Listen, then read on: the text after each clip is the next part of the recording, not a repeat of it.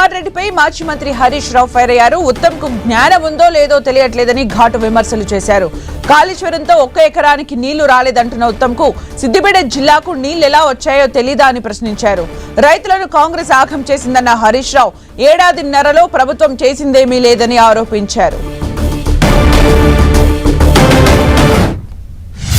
ఆ ఉత్తమ్ కుమార్ రెడ్డి మరి జ్ఞానం ఉందా లేదా నాకైతే అర్థం కాదు. ఆయన మాట్లాడుతూ నేను ఎక్కడ సూర్యాపేటలో మాట్లాడింది ఏమంటాడు, కాళేశ్వరంతో 1 ఎకరం పారలేదట. మరి రాఘవాపూర్ పెద్ద చెరువు నిండింది ఎట్లా, పారింది ఎట్లా, ఇంకేమైనా బుర్ర ఉన్నదా లేదా? రంగనాయక సాగర్ కాళేశ్వరంలో భాగం కాదా?